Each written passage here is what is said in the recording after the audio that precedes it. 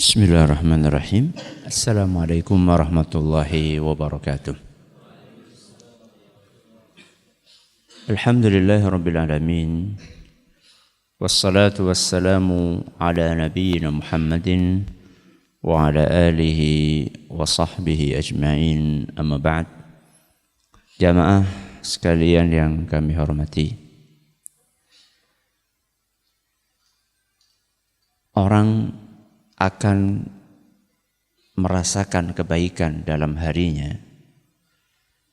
Salah satu faktor yang menentukan adalah bagaimana dia mengawali hari itu dengan kebaikan. Ada malam, ada siang. Malam itu diawali dengan sore dan siang itu diawali dengan pagi. Banyak di antara kita mengalami hal-hal yang tidak mengenakkan kalau enggak di malam, ya di siang hari. Ternyata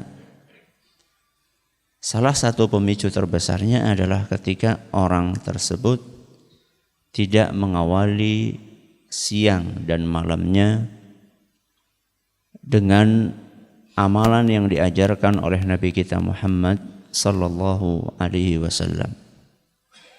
Seandainya amalan yang diajarkan oleh Nabi SAW tersebut dijalankan, maka dia akan melewati hari-harinya, siang ataupun malamnya dengan kebaikan dan akan dilindungi oleh Allah Azza wa Jalla dari keburukan.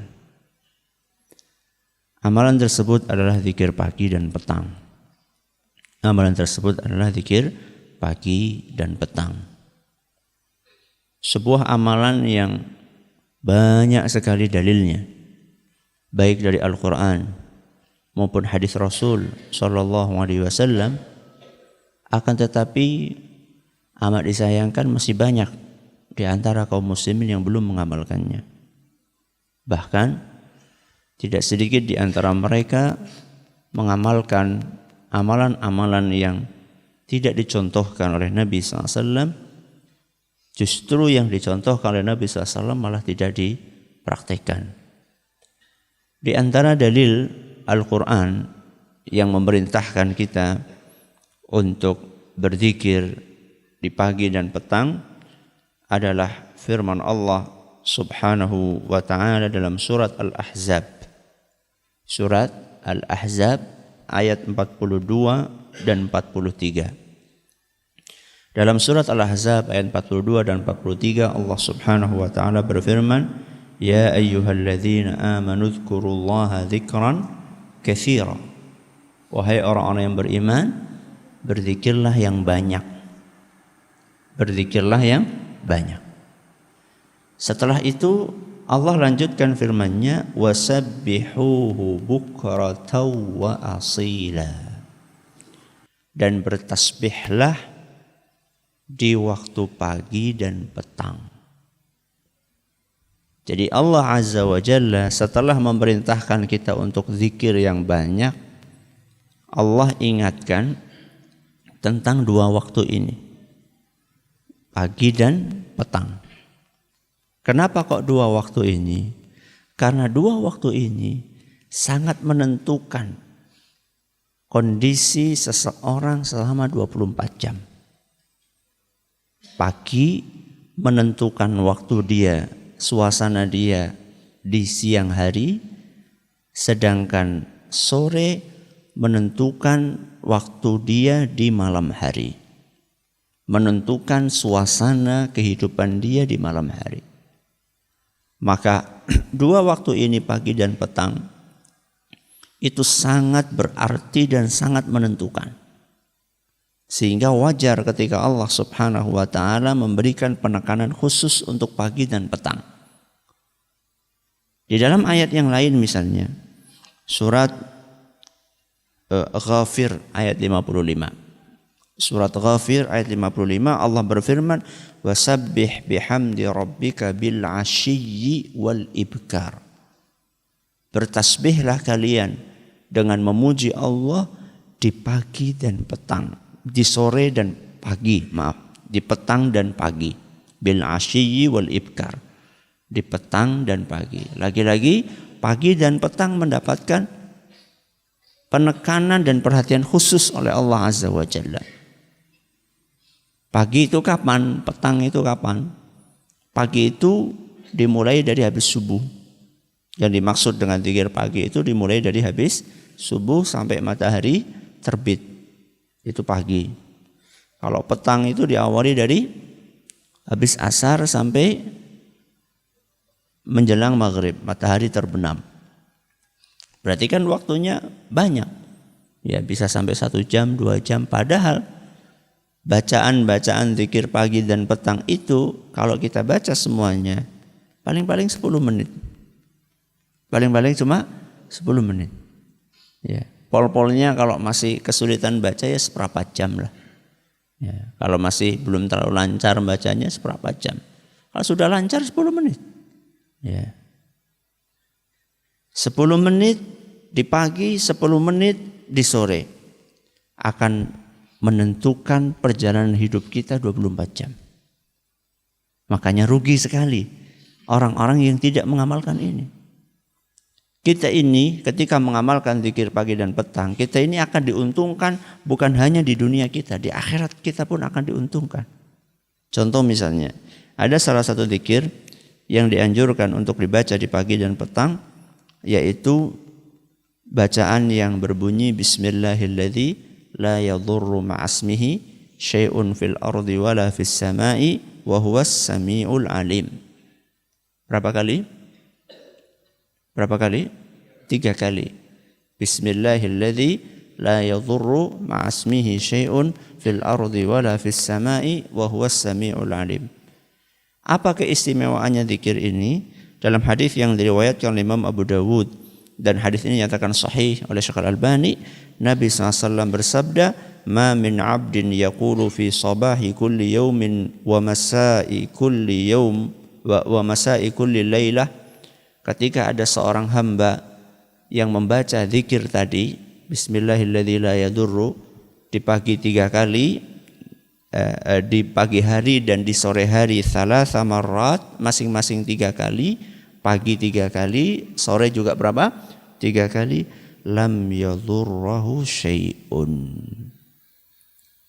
Tidak ada satupun yang bisa mencelakakan dia. Ketika kita baca ini, kita tidak ada yang bisa mencelakakan kita. Apapun, karena Nabi di sini mengatakan syai'un, apapun tidak bisa mencelakakan dia. Mau perampok, ya, mau hewan berbisa, ya, mau orang lagi mabok naik motor, ya, apapun tidak bisa mencelakakan dia.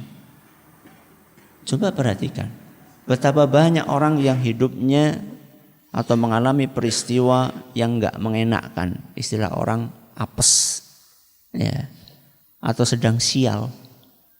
Ternyata apes dan sedang sialnya itu karena dia tidak membaca zikir ini. Ini kan enak sekali kita. Dalam 1 hari 24 jam dijaga sama Allah Subhanahu wa taala. Dengan membaca bacaan tadi. Hanya dengan, coba sekarang, Bismillahilladzi la yadhurru ma'asmihi syai'un fil ardi wala fis sama'i wa huwas sami'ul alim. Bismillahilladzi la yadhurru ma'asmihi syai'un fil ardi wala fis sama'i wa huwas sami'ul alim. Bismillahilladzi la yadhurru ma'asmihi syai'un fil ardi wala fis sama'i wa huwas sami'ul alim. Berapa menit? Kurang dari semenit, bayangkan. Kurang dari semenit. Kita dilindungi oleh Allah Subhanahu wa taala. Dijaga oleh Allah Azza wa Jalla dari hal-hal yang bisa mencelakakan kita. Maka rugi. Orang yang sudah tahu kemudian tidak mengamalkan itu rugi sekali.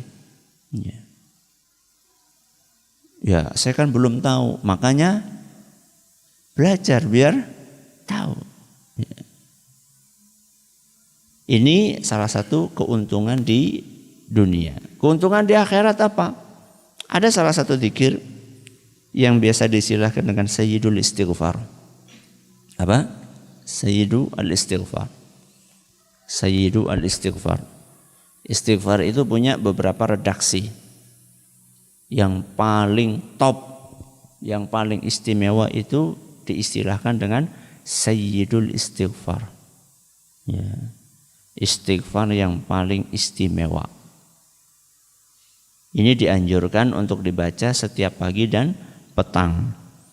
Bunyinya Allahumma anta Rabbi la ilaha illa anta khalaqtani wa ana abduka wa ana ala ahdika wa wa'dika mastata'tu a'udzu bika min syarri ma sana'tu abu'u laka bi ni'matika alayya wa abu'u laka bi dhanbi faghfir li fa innahu la yaghfirudz dzunuba illa anta. Perhatikan apa keistimewaannya. Man qalaha minan nahari muqinan biha, barang siapa yang di harinya, di siang harinya dia membaca Sayyidul Istighfar tadi dalam keadaan dia meyakini isinya.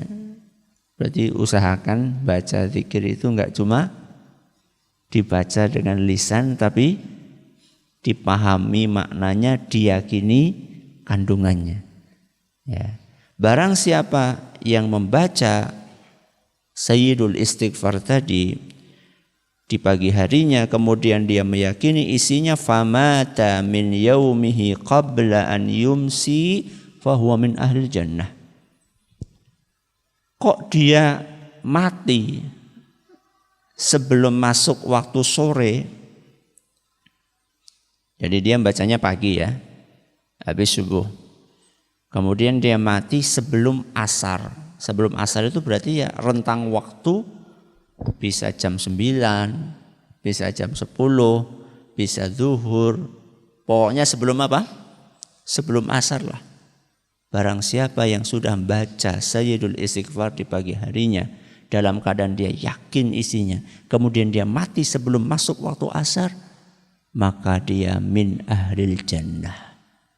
Maka dia pasti masuk surga. Bayangkan.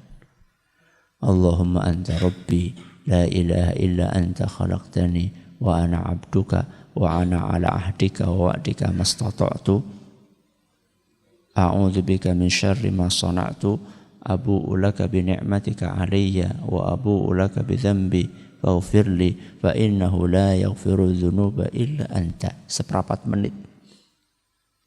Seperempat menit kita baca, mati masuk surga. Rugi orang yang sudah tahu nggak mengamalkan. Ya. Yang lebih rugi lagi orang belum tahu nggak mau belajar, lebih rugi lagi. Ya. Terus kalau itu sore, matinya sore-sore. Nah makanya di sore pun harus dibaca. Ya.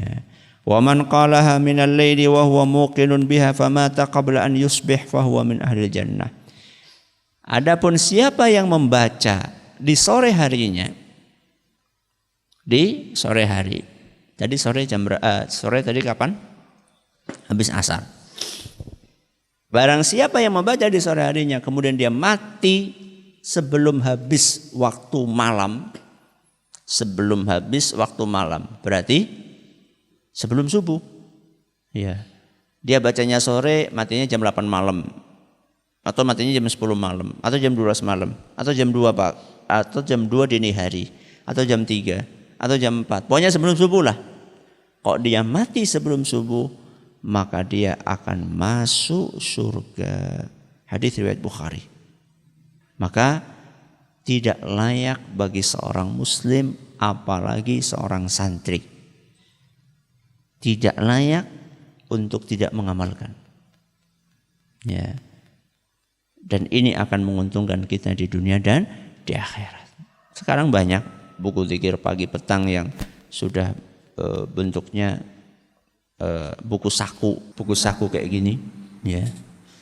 Dan nggak harus antum itu beli yang seperti ini, cuman ini salah satu sampelnya. Buku saku kecil kayak gini, sudah dibagi zikir waktu pagi ada, nanti zikir waktu petang ada, dan ini dilengkapi juga zikir habis salat fardu. Ini dibawa kemana-mana setiap pagi, setiap sore, tinggal dimasukkan kemana? Saku. Ya. Jadi aja HP nih Pak sing digawe mung-endi. Ya. Ini ya enak, ya ringan, nggak memberatkan, tapi efeknya dahsyat. Efeknya dahsyat. Ya. Dan ini seperti yang saya katakan tadi, nggak butuh waktu lama. Habis sholat maghrib, habis sholat apa? Asar. Setelah zikir ba'da sholat, ya setelah zikir ba'da sholat, nanti baru baca ini, selesai. Begitu pula habis subuh, setelah zikir, habis sholat, baca ini sampai selesai.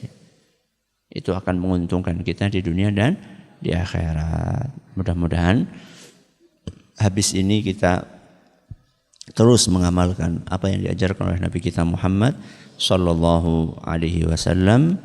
Sampai kapan? Sampai kapan? Sampai mati. Sampai mati. Berarti pensiunnya kapan? Nggak wis mati. Jadi berhenti baca ini itu kalau sudah mati. Kalau belum mati ya belum berhenti. Ya. Mudah-mudahan bermanfaat. Subhanakallahumma bihamdika asyhadu an la ilaha illa anta astaghfiruka wa atubu ilaik. Assalamualaikum warahmatullahi wabarakatuh.